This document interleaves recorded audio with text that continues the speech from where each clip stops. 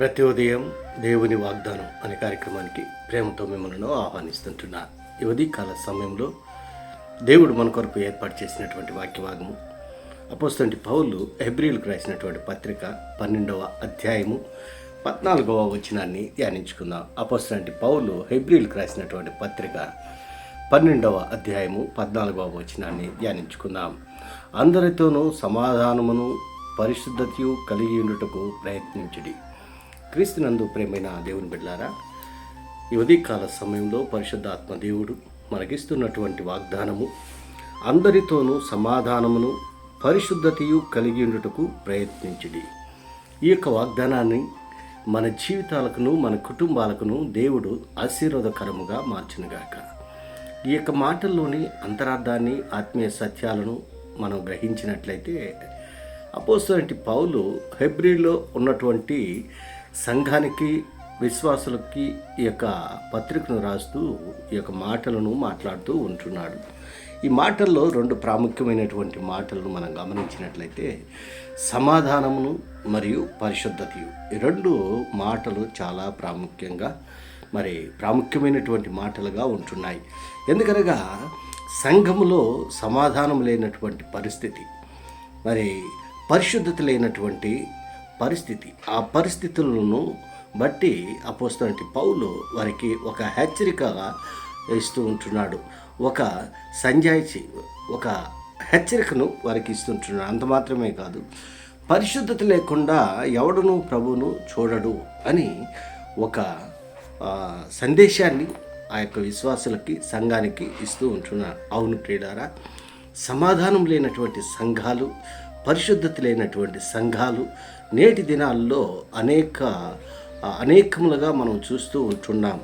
అలనాటి కాలంలో, అపోస్తుల కాలంలోనే మరి సంఘాల్లో సమాధానం లేనటువంటి, మరి అబద్ధపు బోధ, అసమాధానము, మరి అపరిశుద్ధత, ఒక క్రమము లేనటువంటి పరిస్థితిని ఆనాటి అపోస్తుల సంఘాల్లో కూడా మనం చూస్తూ ఉంటున్నాం.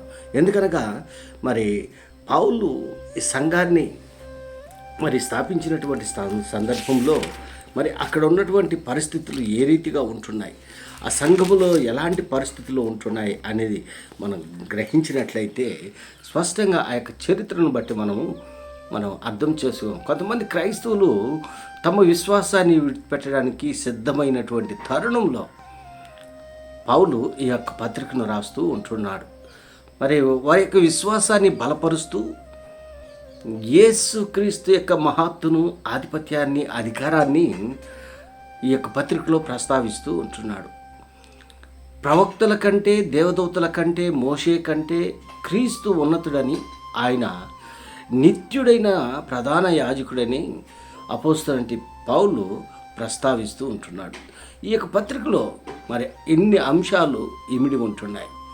మరి ఆ సంఘంలో కొంతమంది క్రైస్తవులు తమ విశ్వాసాన్ని కోల్పోయారు, విడిచిపెట్టారు.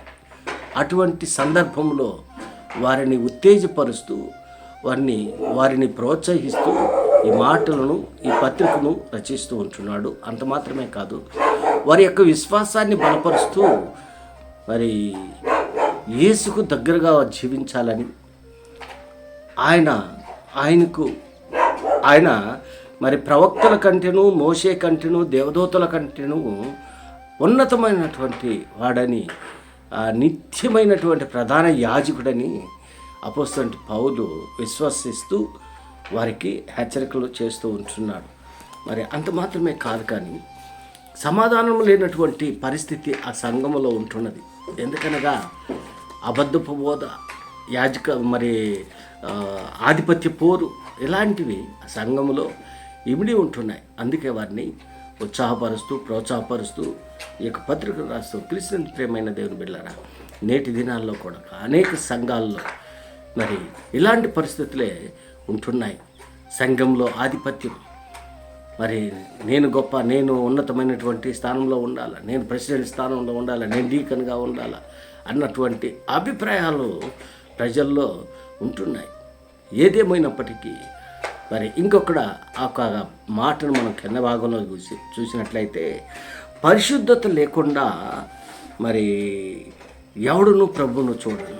ఎందుకనగా పరిశుద్ధమైనటువంటి దేవుణ్ణి మనం ఆరాధిస్తూ ఉంటున్నాము. మన జీవితం పరిశుద్ధంగా ఉండాలి, మన బ్రతుకు పరిశుద్ధంగా ఉండాలి. మనం పరిశుద్ధంగా బ్రతికితేనే దేవుణ్ణి చూడగలం. ఎవరు కూడా పరిశుద్ధత లేకుండా ప్రభువును చూడలేడని ఒక హెచ్చరికను అక్కడ ఇస్తూ ఉంటున్నాడు. ఎందుకనగా ఆయన పరిశుద్ధుడు, పరిశుద్ధుడు, వేల కొలది కోట్ల కొలది దూతల చేత పొగడబడుతున్నటువంటి దేవుణ్ణి మనం ఆరాధిస్తూ ఉంటున్నాం. పరిశుద్ధంగా జీవించాలని, సమాధానంగా జీవించాలని దేవుడు మరి మన పట్ల ఆయన ఉద్దేశం కలిగి ఉంటున్నాడు. దేవుని యొక్క ఉద్దేశాలను నెరవేర్చేటువంటి వారిగా నీవు నేను ఉండాలని ఈ కొద్ది మాటల ద్వారా నేను హెచ్చరిక చేస్తుంది. దేవుడి యొక్క మాటలను మరెక్కువగా మీకును మీ కుటుంబాలను ఆశీర్వాదకరముగా మార్చినగాక. ఆమేన్.